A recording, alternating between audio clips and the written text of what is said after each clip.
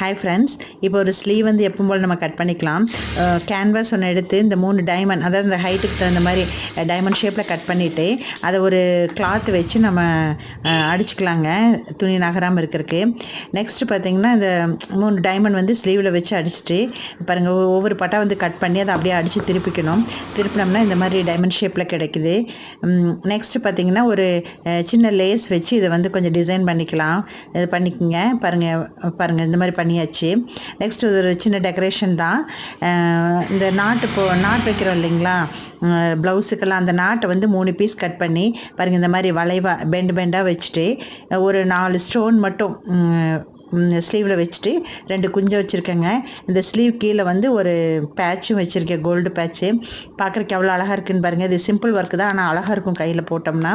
கைக்கு பாருங்கள், நீங்களும் இந்த மாதிரி இருந்தால் ட்ரை பண்ணி பாருங்கள். இது பிடிச்சதுன்னா சப்ஸ்கிரைப் பண்ணுங்கள். தேங்க்யூ.